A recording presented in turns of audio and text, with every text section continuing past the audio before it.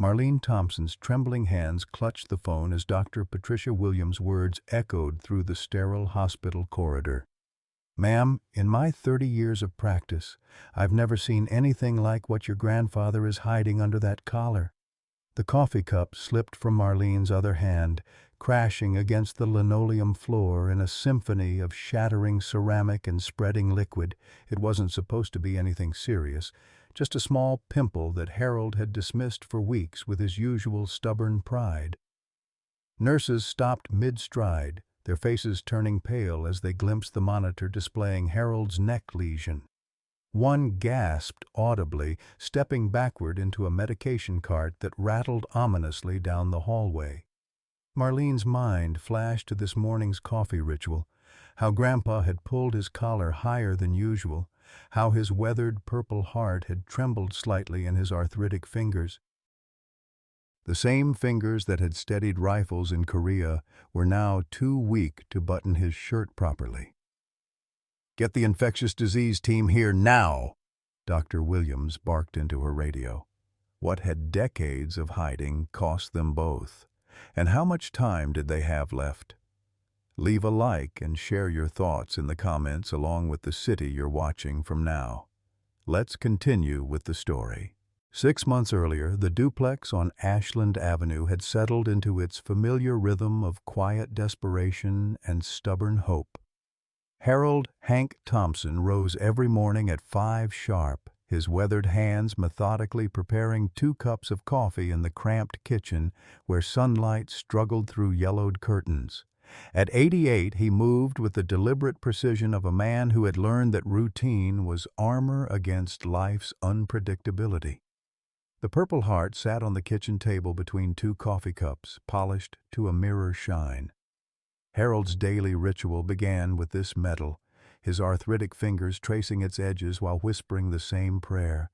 "Just let me see Marley graduate medical school, Lord. That's all this old soldier needs." The medal represented more than military honor. It was his talisman, his proof that Thompson men didn't surrender, even when the odds were stacked impossibly high. Marlene emerged from her bedroom at 5:30, already dressed in scrubs for her morning shift at Northwestern Memorial Hospital.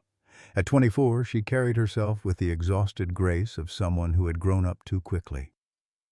Her parents' car crash 12 years ago had transformed her from carefree child to Harold's partner in an endless dance of financial survival. 3 part-time jobs, hospital aide, tutoring high schoolers, and weekend shifts at the campus coffee shop barely covered her Northwestern University pre-med expenses and their household needs. "Morning, kiddo," Harold would say, sliding her coffee across the scarred wooden table. "Sleep okay?" It was their daily script, comfortable as an old sweater. Marlene never mentioned the stack of overdue medical bills she'd glimpsed on his dresser, and Harold never acknowledged that her Northwestern acceptance letter to medical school remained unopened on the counter, its contents too terrifying to face. Their duplex mortgage consumed Harold's entire $1,247 monthly Social Security check, leaving his prescription medications, a cocktail costing $847 monthly, to devour Marlene's earnings. The math was brutal and unforgiving. Rent, utilities, food, medicine, tuition. Something had to give, but neither grandfather nor granddaughter would admit which sacrifice they were prepared to make. Harold's war memorabilia filled every surface, faded photographs from Korea, commendation letters, his dress uniform hanging in protective plastic. These artifacts weren't mere decoration. They were his identity, proof that Harold Thompson had once mattered in ways that transcended monthly bills and medical co-pays. When neighbors asked about his service, Harold's chest would straighten, his voice gaining strength as he recounted stories of brotherhood and duty. Marlene understood that her grandfather's medals represented dreams deferred but never abandoned.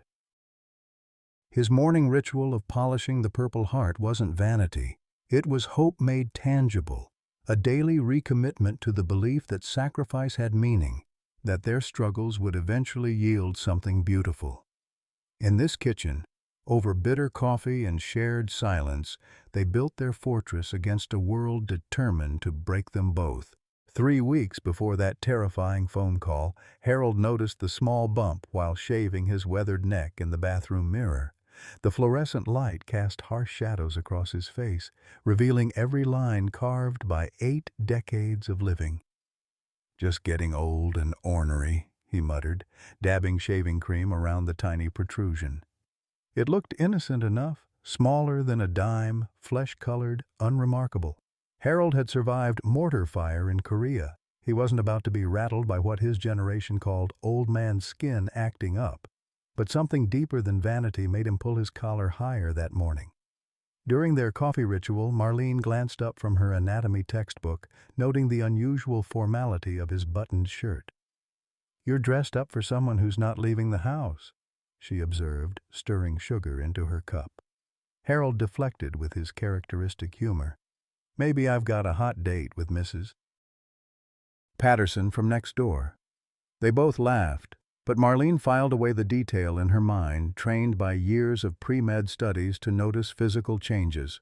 Over the following days, Harold's behavior shifted in subtle ways that only someone who'd lived with him for 12 years would detect. He stopped his morning metal polishing ritual, claiming his arthritis was acting up something fierce.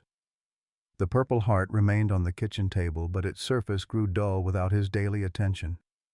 When Marlene offered to polish it for him, Harold waved her off with uncharacteristic sharpness. "Don't fuss over me, girl. I'm fine." The phone calls started during Marlene's Tuesday shifts at the hospital. Harold would lower his voice when answering, turning away from her with the furtive movements of someone harboring secrets. "No, I can't come in yet," she overheard him say one afternoon. "I'm handling it myself for now." When she asked who'd called, Harold claimed it was some telemarketer trying to sell me life insurance. The lie sat uncomfortably between them, adding tension to their usually comfortable silences. Marlene's financial anxiety spiked when she discovered the overdue medical bills Harold had attempted to hide beneath a stack of newspapers. CVS Pharmacy, $283 past due. Walgreens, $401 outstanding balance. The numbers blurred together into a catastrophic sum that made her stomach clench with familiar dread. Harold's medication costs had increased by 40% without warning, transforming their precarious budget into an impossible equation. The property tax notice arrived on a Thursday, its red lettering demanding $3,400 within 30 days or face foreclosure proceedings. Harold intercepted the mail that day, but Marlene glimpsed the Cook County revenue stamp through the kitchen window. That evening, she watched her grandfather's hands shake as he sorted through bills at the kitchen table, his Purple Heart pushed aside to make room for financial devastation. Mrs. Patterson's casual comment 2 days later sent ice through Marlene's veins. "Saw your grandpa at Murphy's pawn shop yesterday. Hope everything's okay." Harold had always declared his war memorabilia priceless, not for sale at any price. The thought of him surrendering pieces of his identity to strangers felt like watching him die in slow motion. Their morning coffee ritual became strained, filled with careful conversations and avoided topics. Harold continued making 2 cups, but his movements lacked their usual precision. Coffee grounds scattered across the counter, and twice Marlene found him staring blankly at the wall, his cup growing cold in his hands. When she asked if he felt unwell, Harold straightened with military bearing. "I've survived worse than this, kiddo. This is just Tuesday for an old soldier." But Marlene noticed other changes. Harold's appetite disappeared, leaving his dinner plates barely touched. He began giving away possessions to neighbors.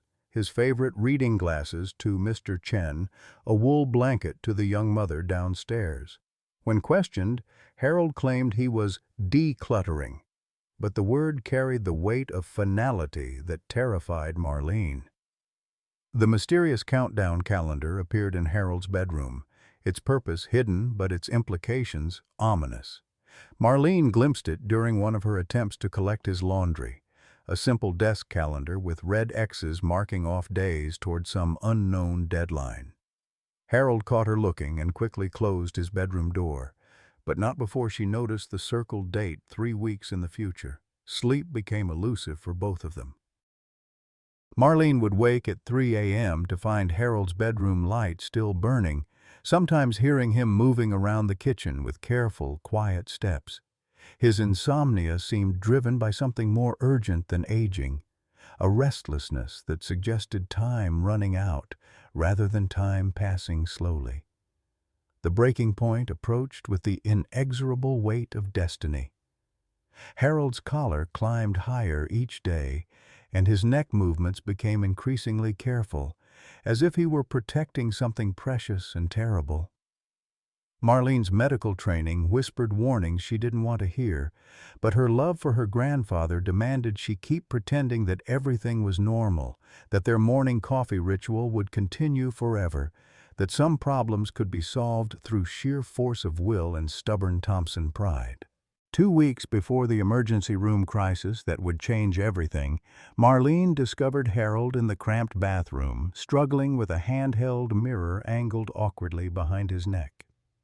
The small space felt claustrophobic as she watched her grandfather's arthritic fingers fumble with the mirror's handle. His breathing labored from the effort of contorting his body to see what he'd been hiding beneath increasingly high collars. "Grandpa, what are you doing?" Marlene asked, her voice gentle but edged with the concern that had been building for weeks. Harold startled, nearly dropping the mirror as he spun toward her. In that moment of surprise, his carefully positioned collar shifted, revealing what he'd been desperately trying to examine in private. The lesion was nothing like the small pimple Harold had dismissed weeks earlier. Angry and weeping, it had grown to the size of a silver dollar, its edges inflamed with a red that spoke of infection and something far more sinister.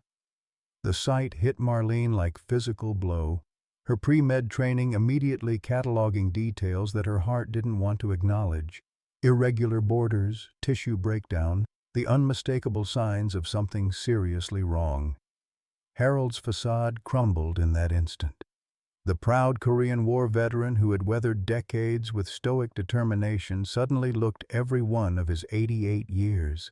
His shoulders sagged as he sank onto the toilet seat, the handheld mirror clattering to the tiled floor.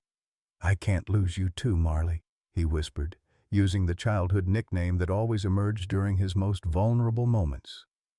"Grandpa, we need to get you to a doctor right now," Marlene said, her voice stronger than she felt.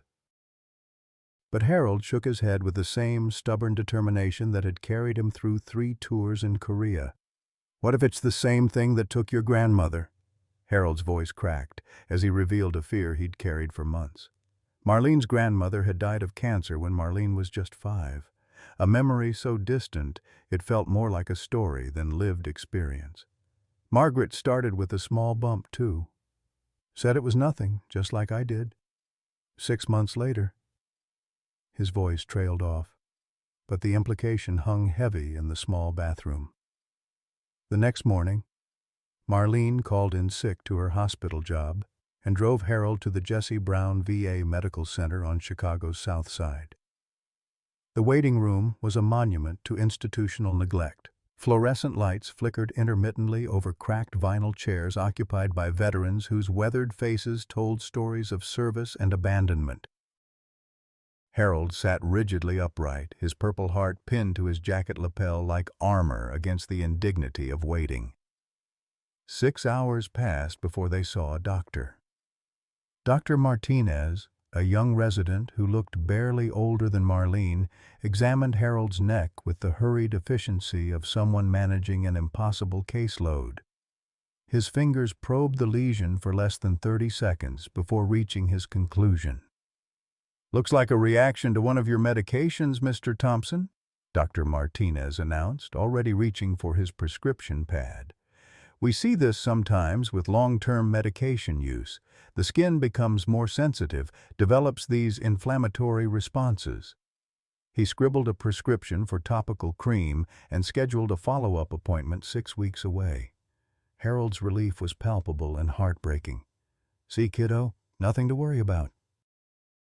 Just my old body complaining about all the pills they've got me taking." He clutched the prescription like a lifeline, his earlier terror replaced by the desperate gratitude of someone who'd been granted a reprieve from his worst fears. But Marlene's medical training screamed warnings that Dr. Martinez had either missed or ignored. The lesion's presentation didn't match typical medication reactions. The irregular borders, the depth of tissue involvement, the way it had progressed despite Harold's attempts at self-care, none of it aligned with the young doctor's casual diagnosis. That evening, Marlene researched Harold's medication list with the methodical intensity she usually reserved for exam preparation. Metformin for diabetes, lisinopril for blood pressure, atorvastatin for cholesterol. Common medications with well-documented side effect profiles. None of them typically caused the type of severe skin breakdown she'd witnessed. Her laptop screen glowed late into the night as she cross-referenced drug interactions, searched medical databases, and consulted dermatology textbooks she'd borrowed from Northwestern's library. The more she researched, the more convinced she became that Dr. Martinez had missed something crucial. The pattern of Harold's symptoms suggested something far more complex than a simple medication reaction. Harold, meanwhile, applied the prescribed cream with religious devotion, convinced that modern medicine would solve his problem as efficiently as it had diagnosed it. He resumed his morning metal polishing ritual, though Marlene noticed his movements remained careful, protective of his neck area. "You worry too much, Marley," Harold said during their coffee ritual 3 days later. That young doctor knew what he was talking about.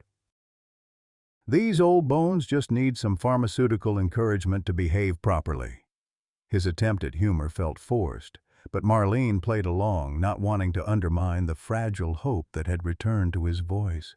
But the lesion continued to evolve despite the treatment. Each morning, Marlene watched Harold adjust his collar higher, noting the subtle winces when he turned his head too quickly. The cream seemed to provide temporary relief, but the underlying problem was clearly progressing. The breaking point came when Harold emerged from the bathroom one morning with tears in his eyes. "It's not getting better, is it?" he asked, his voice stripped of its usual bravado. The tough exterior he'd maintained for decades cracked completely as he faced the possibility that his worst fears were being realized. Marlene knelt beside his chair and took his weathered hands in hers. "We're going to figure this out together, Grandpa. I promise you that." But even as she spoke the words, she felt the weight of a promise she might not be able to keep, and the terrible knowledge that their morning coffee ritual might be numbered in ways neither of them was ready to acknowledge. 1 week before the emergency that would shatter their carefully constructed world, Marlene made a decision that would change everything. Armed with her smartphone and a determination born of desperation, she began secretly documenting Harold's condition during his afternoon naps. The photographs were clinical, yet heartbreaking, each image showing the lesion's relentless progression despite the VA's prescribed treatment. The wound had developed secondary infections, angry red streaks radiating outward like lightning across Harold's weathered skin. What had begun as a small pimple now resembled something from her pathology textbooks, the kind of case study that made even experienced medical professionals pause. Marlene's hands trembled as she uploaded the images to her laptop, creating a digital record of her grandfather's deteriorating condition. Late into the night, she scoured medical databases with the single-minded focus of someone racing against time. Northwestern's library became her second home as she pulled dermatology journals, cross-referenced symptom patterns, and searched for anything that matched Harold's presentation. Her searches led her down increasingly specific pathways: chemical exposure, occupational hazards, military service-related conditions. It was during one of these research sessions that Marlene stumbled upon something that made her blood run cold. Harold's military service records, accessed through a veterans advocacy website, revealed details he'd never shared. Korea, 1952 to 1953, stationed at locations with names blacked out in the declassified documents, but buried in the footnotes were references to experimental defensive protocols and chemical exposure monitoring programs. The pieces of a horrifying puzzle began clicking into place. Other Korean War veterans had reported similar symptoms decades after their service. The pattern was subtle but unmistakable. Skin lesions, autoimmune complications, mysterious illnesses that the VA seemed reluctant to acknowledge or treat aggressively. Marlene's medical training helped her recognize what the young resident had missed. This wasn't a medication reaction. This was something far more sinister and systematic. Meanwhile, Harold's condition deteriorated with frightening speed. His legendary appetite vanished completely, leaving dinner plates untouched while he claimed his stomach was just being finicky. Marlene watched him lose weight with each passing day, his clothes hanging looser on a frame that had always been lean but strong. The man who had once carried her on his shoulders now struggled to lift the morning coffee pot. The emotional toll was equally devastating. Harold's characteristic optimism gave way to periods of profound silence, his gaze often distant as if he were seeing ghosts from a past he'd never fully shared. During these moments, he would absently finger his purple heart, tracing its edges with the same reverence he'd shown since Marlene was a child. But now the gesture seemed less like pride and more like goodbye. Their financial situation spiraled beyond manageable as Harold's medical needs multiplied. The prescription cream cost $89 per tube, requiring replacement every 5 days as the lesion worsened.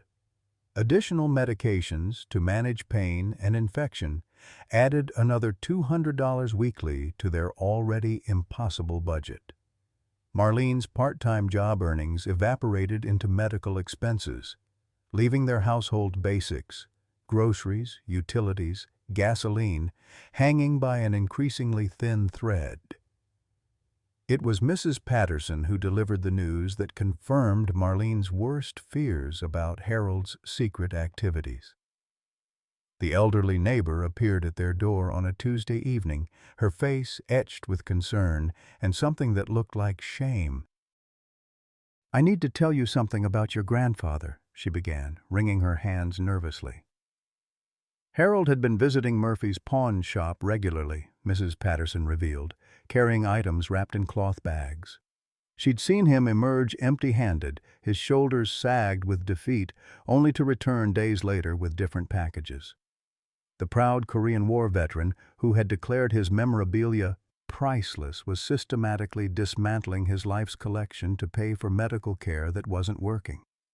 Marlene confronted Harold that evening, her heart breaking as she watched him try to deny the obvious. "Grandpa, Mrs. Patterson told me about the pawn shop. What have you been selling?" Harold's attempt at deflection crumbled under her steady gaze, his military bearing finally surrendering to the weight of desperation he could no longer carry alone. "Just some old junk that was collecting dust," Harold mumbled, unable to meet her eyes.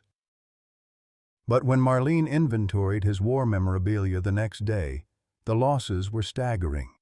His Bronze Star medal, gone. 2 commendation letters signed by commanding officers, missing from their frame. A vintage military watch that had survived 3 tours of duty vanished from his dresser. The only item Harold refused to sell was his Purple Heart, though Marlene discovered research printouts suggesting its potential value at military collectors' auctions. The thought of her grandfather even considering such a sacrifice made her physically ill.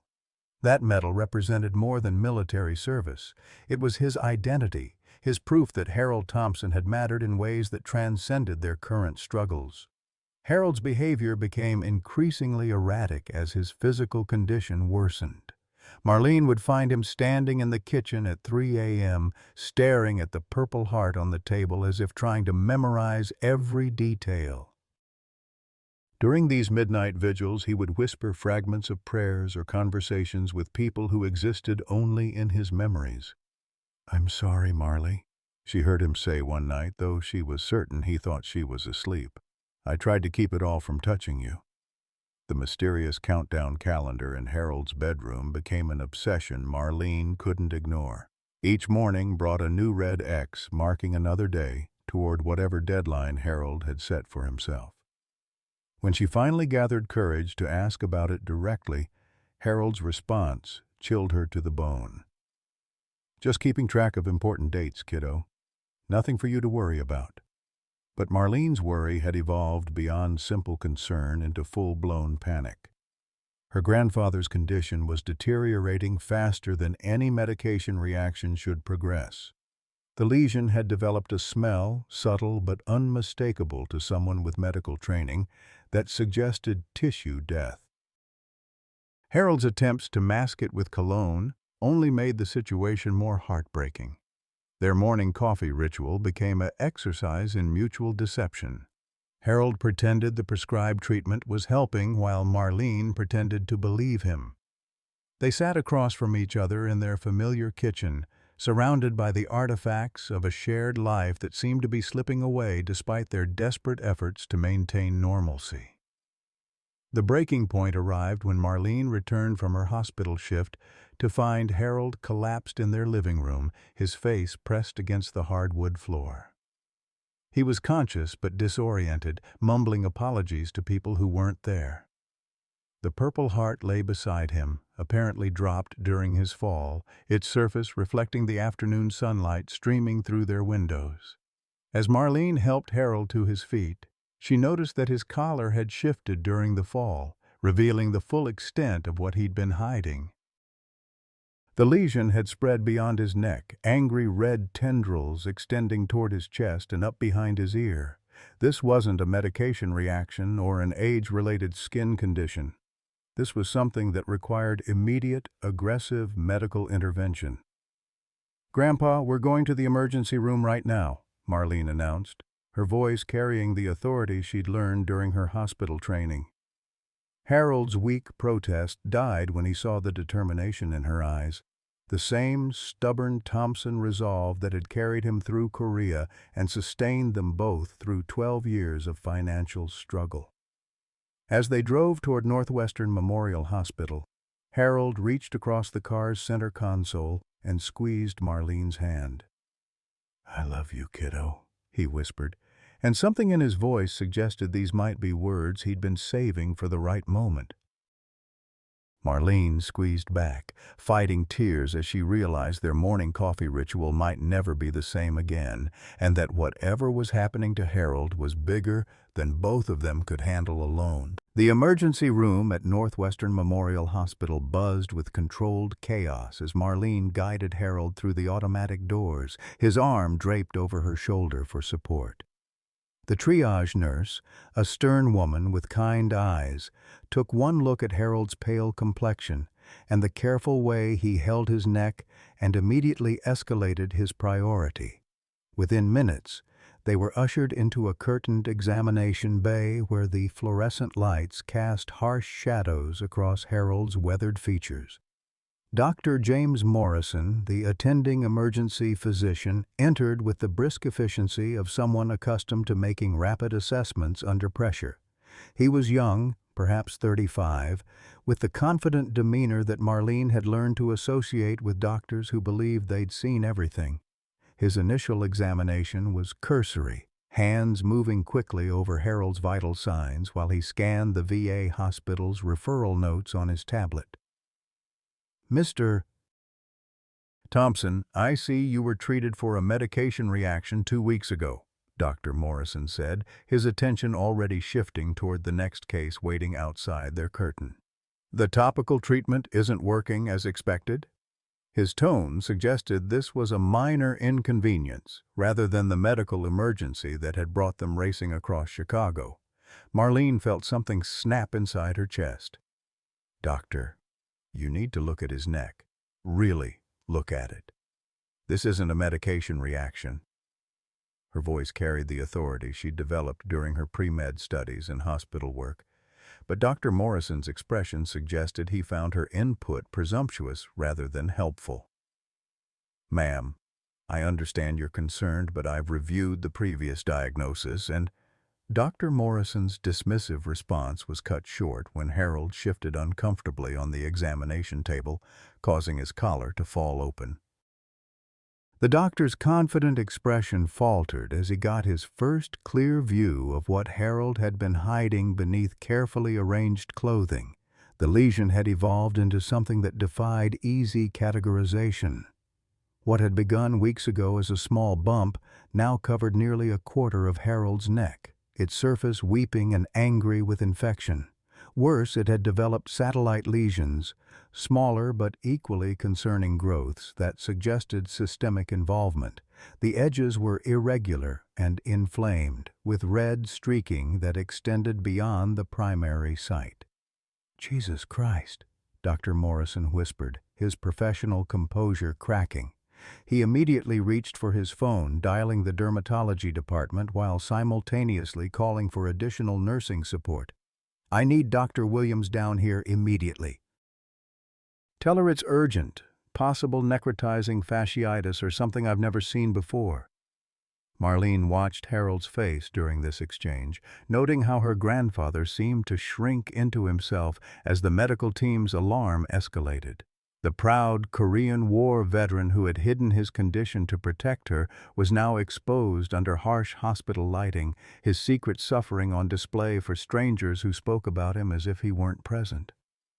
"Grandpa, it's okay," Marlene whispered, taking his hand as nurses began connecting monitors and inserting IV lines. Harold's grip was weaker than she remembered, his calloused fingers trembling against her palm. "We're going to figure this out together." Dr. Patricia Williams arrived within minutes, her reputation preceding her through the emergency department. At 62, she had seen dermatological conditions that defied textbook categories, but her sharp intake of breath upon examining Harold suggested this case was unusual even by her standards. She immediately donned additional protective equipment and began photographing the lesion from multiple angles. "Mr. Thompson, I need to ask you some specific questions about your military service," Dr. Williams said, her voice gentle but urgent. "Were you ever exposed to chemical agents during your time in Korea? Any experimental treatments or unusual environmental conditions?" Harold's eyes widened with recognition and something that looked like fear. "We weren't supposed to talk about some of the places we were stationed," Harold stammered, his military training warring with medical necessity. "There were areas where they told us not to touch anything, not to drink the water from certain sources. But that was 70 years ago. It can't be connected to this." "Doctor."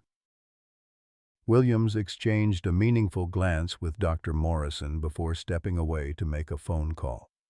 Marlene caught fragments of the conversation. Classified exposure protocols, Agent Orange precedent, and need infectious disease consultation immediately. Each phrase sent ice through her veins as she began to understand they were dealing with something far more complex than anyone had initially realized.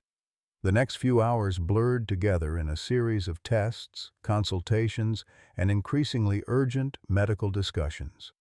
Harold was moved to an isolation room as a precautionary measure, the medical team uncertain whether his condition might be contagious. Marlene watched through a window as technicians in protective gear collected tissue samples, blood work, and detailed photographs for what Dr. Williams called documentation purposes. "Are you saying my grandfather was poisoned during the war?" Marlene demanded when Dr. Williams finally emerged from the isolation room. The dermatologist's expression was carefully controlled, but Marlene had spent enough time in hospitals to recognize the look of someone delivering devastating news. "We're still investigating, but Mr. Thompson's symptoms are consistent with delayed chemical exposure reactions we've seen in other veterans. Dr. Williams explained. The Korean War involved extensive use of chemical defoliants and experimental substances. Some veterans are experiencing health complications decades later, often triggered by aging immune systems or other stressors. The word delayed hit Marlene like a physical blow. Harold hadn't suddenly developed this condition. It had been building inside him for 70 years, a ticking time bomb that his body had been fighting since before she was born. The morning coffee rituals, the metal polishing, the stubborn independence, all of it had been Harold's way of maintaining normalcy while carrying this hidden burden. "What's the prognosis?" Marlene asked, though she dreaded the answer. Dr. Williams hesitated, consulting her notes before responding with the careful precision of someone who had delivered too much bad news. Without treatment, conditions like this are typically fatal within 6 to 18 months. The chemical exposure causes progressive autoimmune deterioration. Essentially, his body is attacking itself.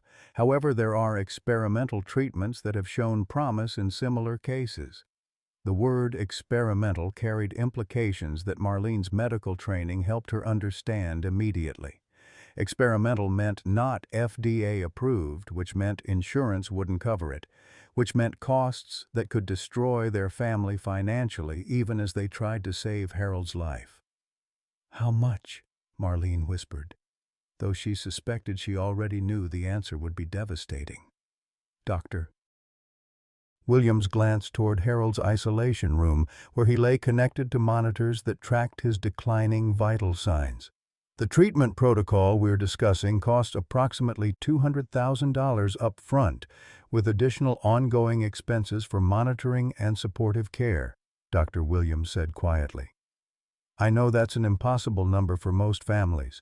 We're exploring options for clinical trial participation, but the waiting lists are extensive." $200,000. The number echoed in Marlene's mind as she watched her grandfather through the isolation room window. Harold had spent weeks pawning his war memorabilia to pay for basic medical expenses, sacrificing pieces of his identity to cover costs that hadn't even addressed the real problem. Now they were facing a financial mountain that would require selling everything they owned and still leave them hundreds of thousands of dollars short. Harold must have sensed her presence because he turned toward the window, offering a weak smile that broke her heart. Even isolated and connected to medical equipment, he was trying to reassure her, trying to be the strong grandfather who had carried her through her parents' death and supported her dreams of becoming a doctor. The irony was crushing. She was studying to heal people like him, but might have to abandon that dream to afford keeping him alive. "There has to be something else," Marlene said, desperation creeping into her voice. "Some other option, some program for veterans, something—" Dr. Williams placed a gentle hand on her shoulder, the gesture of someone who had guided too many families through impossible medical decisions. "There might be. Let me make some calls to colleagues who specialize in veteran exposure cases. Sometimes there are resources available that aren't immediately obvious. But Marlene, Doctor." Williams used her first name deliberately. "You need to prepare yourself for the possibility that we might be running out of time to make these decisions." Through the window, Harold had closed his eyes, but his hand rested on his chest where his Purple Heart would normally be pinned to his hospital gown. Even facing his own mortality, he carried himself with the dignity of someone who had served his country with honor and was now being abandoned by the system he had sacrificed to protect. The devastating news arrived at 2:47 a.m., delivered by Dr. Williams with the clinical precision that doctors use to shield themselves from the emotional weight of impossible diagnoses. Marlene sat in the sterile hospital waiting room, her Northwestern University textbooks forgotten on the plastic chair beside her, as the specialist explained test results that would shatter everything she thought she knew about her family. "The biopsy confirms our worst fears," Dr. Williams began, her voice gentle but unflinching. "Your grandfather has a rare autoimmune condition caused by exposure to experimental chemical agents during the Korean War. We've identified traces of compounds that were never supposed to be used on human subjects, substances that have been slowly destroying his immune system for 7 decades. Marlene felt the world tilt sideways as the full implications crashed over her. This wasn't just a medical condition, it was evidence of government experimentation on soldiers who had trusted their country with their lives. Harold had been poisoned by the very nation he had served with such pride, his Purple Heart representing not just battlefield courage but unwitting participation in chemical testing that was now killing him. "How long does he have?" Marlene whispered, though part of her dreaded the answer. Dr. Williams consulted her chart with the careful attention of someone who had delivered too much bad news to too many families. Without aggressive treatment, perhaps 4 to 6 months. The condition accelerates once it reaches this stage. The body's immune system essentially declares war on itself. We're seeing organ involvement now, which means the chemical damage is becoming systemic. 4 to 6 months. The number echoed in Marlene's mind as she tried to process losing the only family she had left. Harold had raised her for 12 years, sacrificed his retirement dreams to pay for her education, polished his medals every morning while praying for her success in medical school. Now she faced the impossible reality of watching him die from a condition that the VA had misdiagnosed for months. The financial nightmare was even more crushing than the medical diagnosis. Dr. Williams explained that experimental treatment existed, a complex protocol involving immune system suppression, targeted chemotherapy, and months of specialized care. The total cost would exceed $300,000, with most expenses concentrated in the first 90 days when Harold's condition was most critical. Insurance considers this experimental, so coverage is essentially zero, Dr. Williams continued, her tone suggesting she had fought these battles before and lost. "We can apply for clinical trial participation, but waiting lists are extensive and your grandfather's condition may be too advanced for most studies." Marlene's mind raced through impossible calculations. Her student loans already totaled $180,000, Harold's Social Security provided barely $2,200 monthly, and their duplex carried a mortgage that consumed his entire income. Even if she abandoned medical school and worked full-time, they couldn't generate the resources needed to save Harold's life. The cruelest irony wasn't lost on her. She was studying to become a doctor specifically to help veterans like Harold, but might have to abandon that dream to afford keeping him alive long enough to benefit from her eventual expertise. The system was designed to destroy families like theirs, forcing impossible choices between education and survival, between future dreams and present desperation. But the emotional devastation was still coming. Dr. Williams opened Harold's expanded medical file, revealing information that the VA had kept classified for decades. As she read through the documents, her expression grew increasingly troubled, and Marlene sensed another catastrophic revelation approaching. "Marlene, there's something else you need to know about your family medical history," Dr. Williams began, her voice carrying the weight of secrets that should never have been kept. "Your grandfather's exposure to these chemical agents has genetic implications. We've discovered that your mother didn't die in a car accident, as you were told." The waiting room seemed to spin around Marlene as Dr. Williams continued. "Hospital records show that your mother, Sarah Thompson, committed suicide in 1999 after learning about your grandfather's chemical exposure and its potential hereditary effects.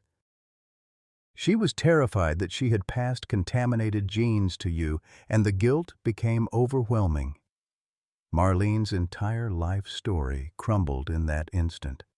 The car accident had been a lie, carefully constructed by Harold to protect her from a truth he thought was too devastating for a 12-year-old to bear. Her mother hadn't died in a random tragedy.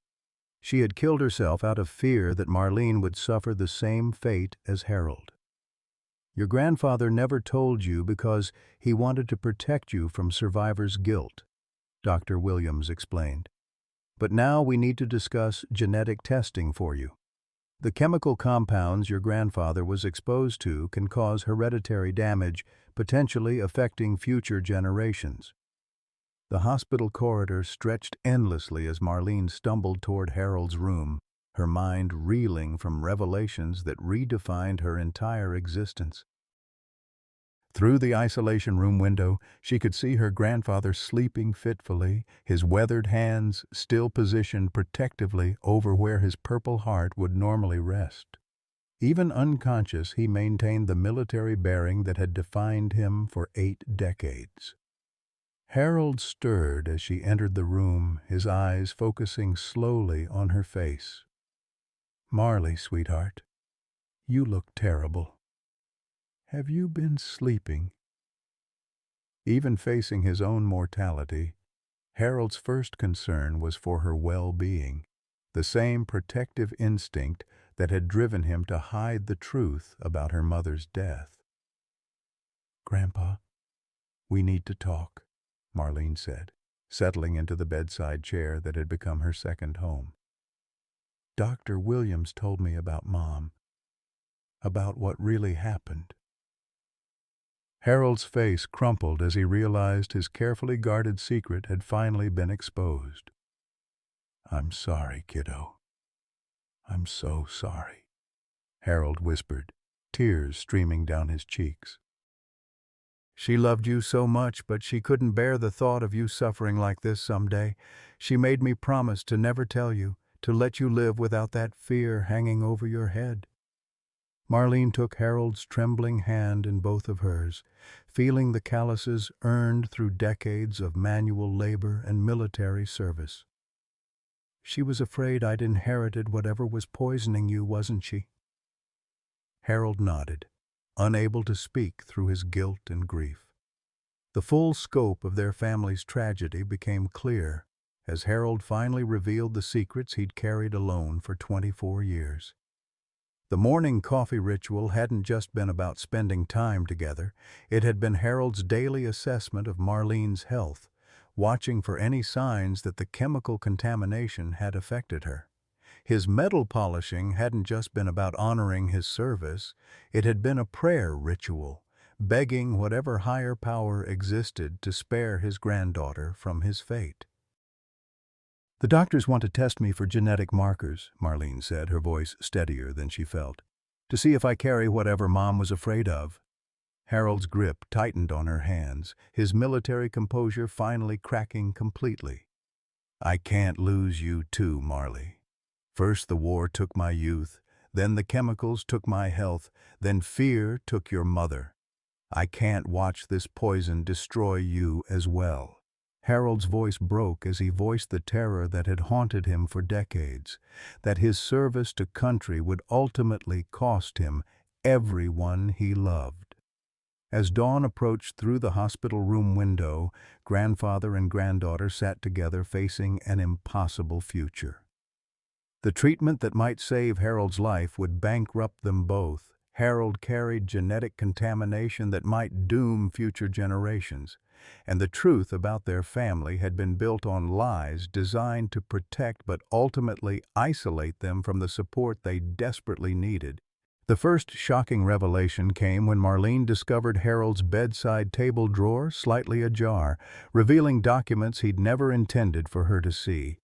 Inside, beneath his reading glasses and prayer book, lay a notarized "Do Not Resuscitate" order dated 3 months earlier, weeks before his Pimple had even appeared. Harold had been planning his death while maintaining the facade of morning coffee rituals and metal polishing ceremonies. "Grandpa, what is this?"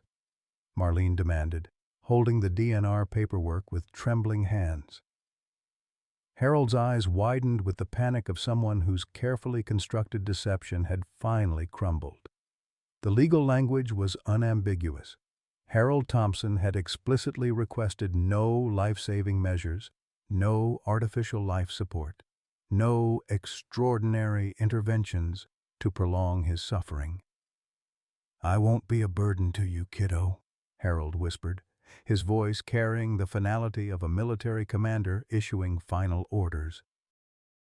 "I've watched this family sacrifice enough for my mistakes. Your mother died because of what I brought home from Korea. I won't let my dying destroy your future, too." But Marlene's medical training helped her recognize something else in the paperwork. Signatures from lawyers, financial advisors, and insurance representatives that suggested Harold's planning had been far more extensive than a simple DNR order.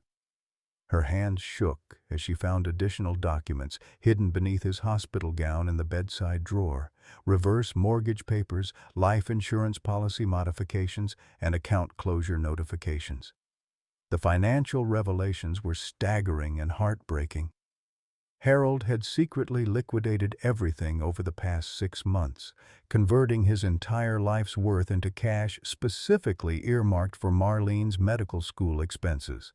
The modest duplex they shared had been remortgaged to its maximum value, providing $180,000 in immediate funds. His life insurance policy, originally worth $50,000, had been converted to immediate cash value of $35,000. "You sold our home?" Marlene gasped, the full scope of Harold's sacrifice becoming clear. "Grandpa, where did you think we would live? How could you make these decisions without telling me?" Harold's military bearing cracked completely as he explained his reasoning. "The house was going to be yours anyway when I died. This way, you get the money when you need it most, for medical school, for your future. I figured I'd be gone before the mortgage company could foreclose, and you'd be Dr. Marlene Thompson with a real career, not some girl stuck caring for a dying old soldier." The total amount Harold had accumulated through his secret financial maneuvering was exactly $297,000, an impossible coincidence that Marlene initially couldn't comprehend. When she confronted Harold about the specificity of this number, his confession revealed planning that was both brilliant and devastating. "I researched the experimental treatment costs 6 months ago, kiddo. Called every specialist, every clinical trial coordinator, every pharmaceutical company involved in the research. I knew exactly how much money you'd need to save me, and I knew exactly how much I could generate by destroying everything I owned." Harold's voice carried the tactical precision of a military strategist who had calculated every variable except one: Marlene's refusal to let him sacrifice himself. But the most shocking revelation was still coming. As Marlene demanded access to Harold's complete medical records, Dr. Williams reluctantly revealed information that had been classified at the highest levels of government. Harold hadn't just been exposed to experimental chemicals during the Korean War. He had been part of a deliberate testing program, codenamed Operation Green Light, designed to evaluate chemical weapons effects on American soldiers. The documentation was horrifying in its clinical detachment. Harold and 847 other soldiers had been unknowingly exposed to experimental compounds while stationed at forward positions deemed strategically expendable. Their commanding officers had been instructed to monitor health effects without informing the test subjects about their participation in chemical weapons research. "Your grandfather was never supposed to live this long," Dr. Williams explained, her voice heavy with institutional shame. "Most Operation Greenlight subjects died within 15 years of exposure." Harold's longevity made him a valuable research subject, which is why the VA has been monitoring him for decades while providing inadequate treatment. The conspiracy reached levels that made Marlene physically ill. Harold's monthly VA appointments hadn't been routine health care. They had been data collection sessions, tracking the long-term effects of chemical weapons exposure while ensuring that Harold never received treatment that might interfere with research objectives. His prescribed medications had been placebos, or substances designed to manage symptoms without addressing root causes. "They've been studying him like a laboratory animal for 70 years, Marlene realized, her voice rising with righteous fury. "The government poisoned him, then spent decades watching him die slowly while pretending to provide medical care. But even this revelation paled beside the final twist that Dr. Williams had been reluctant to share. While reviewing Harold's extensive medical files, she had discovered that an anonymous donor had contacted the hospital that morning, offering to pay for Harold's experimental treatment in full. The payment, exactly $300,000, had been wire transferred from an account registered to something called Operation Green Light Survivors Foundation. The mysterious foundation turned out to be Harold's former Army unit, veterans who had discovered their shared chemical exposure and banded together to support surviving members. These men, now in their 80s and 90s, had been quietly funding medical treatment for Operation Green Light subjects while pursuing legal action against the government agencies responsible for their poisoning. "Your grandfather never told you about us because he was protecting our investigation," explained Colonel James Mitchell, Harold's former commanding officer, during a phone call to Marlene's hospital room. "We've been documenting cases like his for 20 years, building evidence for the largest military malpractice lawsuit in American history." The legal implications were staggering. Operation Green Light had violated every principle of military medical ethics, using American soldiers as unwilling test subjects for weapons that violated international treaties. The surviving veterans had been secretly collaborating with investigative journalists, congressional representatives, and international human rights organizations to expose the program and secure compensation for its victims. Harold's case represented the breakthrough they had been seeking, a subject who had survived long enough to provide definitive medical evidence while remaining coherent enough to testify about his experiences. His willingness to undergo experimental treatment would generate medical data crucial to proving the connection between chemical exposure and long-term health effects. "We need Harold alive and healthy to win this fight," Colonel Mitchell explained. "His testimony could secure justice for hundreds of poisoned veterans and their families, but more importantly, his treatment success could provide the medical proof needed to help other Operation Green Light survivors." The foundation had been funding Harold's treatment not out of charity, but as an investment in their shared quest for justice. The experimental medical protocol would be documented extensively, creating precedent for treating other chemically exposed veterans while generating evidence for their legal case against the government. As this information settled over the hospital room, Harold's expression shifted from defeat to something resembling his old military determination. For the first time in months, he looked like the decorated Korean War veteran who had raised Marlene with unwavering strength and purpose. "So I'm not dying for nothing," Harold said quietly, his voice gaining strength as he processed the implications. "My suffering could help other boys who went through the same hell I did." Marlene squeezed her grandfather's hand, feeling the calluses that represented decades of honest work and military service. "Grandpa, you're not dying at all. We're going to fight this thing together, and we're going to win." The room fell silent as 3 generations of military sacrifice crystallized into a single moment of shared determination. Harold's exposure to chemical weapons had been a betrayal by the country he loved, but his survival could become the weapon that protected other veterans from similar abandonment.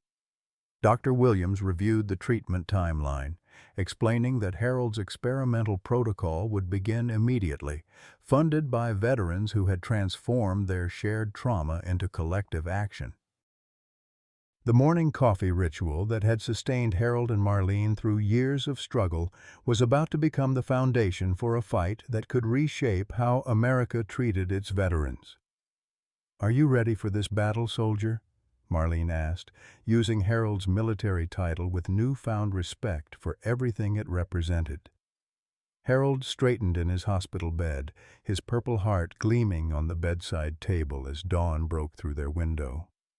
"I've been ready for 70 years, kiddo. Let's show these bastards what Thompson determination looks like when it's fighting for something bigger than just survival." 6 months after that terrifying emergency room revelation, Harold Thompson sat in the front row of Northwestern University's medical school graduation ceremony, his Purple Heart pinned proudly to his navy suit jacket. The experimental treatment had worked beyond Dr. Williams's most optimistic projections. The lesion had completely healed, leaving only a faint scar that Harold wore like a badge of honor rather than shame. Marlene's name echoed across the graduation hall as she walked across the stage to receive her medical degree. But the real victory was sitting in the audience. Harold's recovery had become a medical landmark, his case study featured in dermatology journals and veteran healthcare protocols across the country. More importantly, his willingness to fight had opened doors for hundreds of other Operation Greenlight survivors who had suffered in silence for decades. The Operation Greenlight lawsuit had concluded 3 months earlier with a $850 million settlement, the largest military medical malpractice judgment in American history. Harold's testimony before Congress had been televised nationally, his dignified recounting of chemical exposure and decades of medical neglect inspiring legislative changes that would protect future generations of veterans.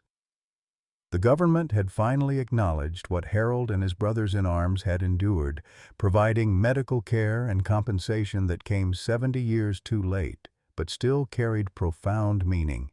Their morning coffee ritual had evolved into something beautiful and communal. The duplex kitchen, once a place of quiet desperation and hidden financial struggles, now hosted a weekly gathering of Operation Greenlight survivors and their families. Harold had become an unofficial patriarch to men who shared his experience of betrayal and abandonment, their shared stories creating bonds stronger than blood.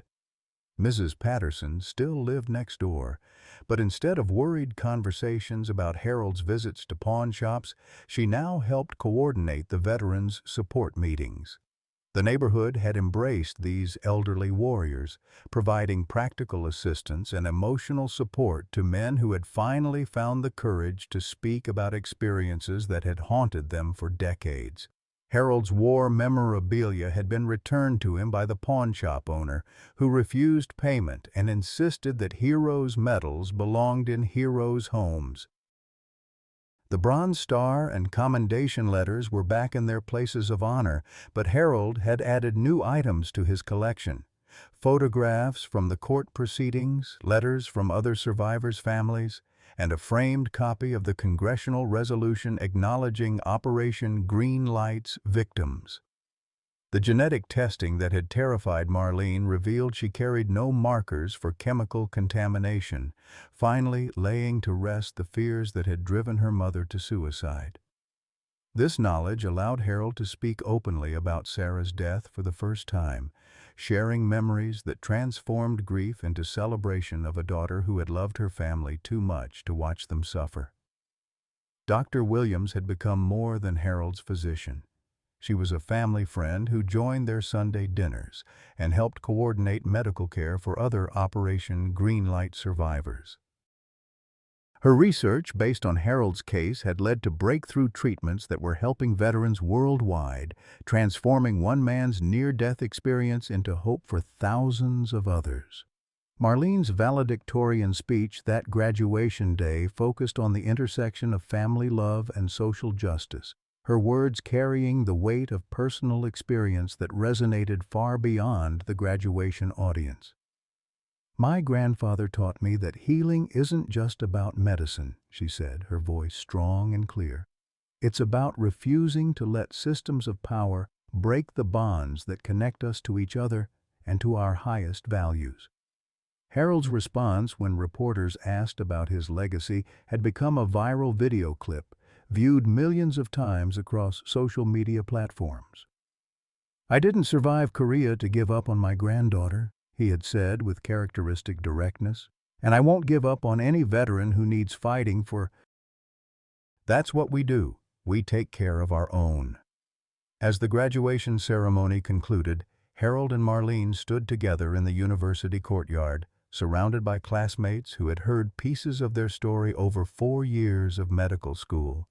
The Purple Heart caught afternoon sunlight as Harold hugged his granddaughter, both of them understanding that their morning coffee ritual would continue forever, but now as celebration rather than survival. "Ready for another day, Dr. Thompson?" Harold asked, using her new title with obvious pride. "Always, Grandpa," Marlene replied, her voice carrying the same stubborn determination that had sustained their family through impossible circumstances. Always. What started as a grandfather's secret shame became a beacon of hope that transformed an entire family's destiny. Harold Thompson's journey from hidden suffering to triumphant advocacy proves that it's never too late to fight for justice, never too late to rebuild broken dreams, and never too late to discover that our greatest struggles can become our most powerful legacies. When Harold thought he was protecting his granddaughter by hiding his chemical exposure from the Korean War, he was actually teaching her the most valuable lesson of all: that love means standing up to systems that try to break us, even when we feel powerless and alone. Their morning coffee ritual, once shadowed by financial desperation and medical uncertainty, became the foundation for a movement that helped hundreds of veterans find healing and justice.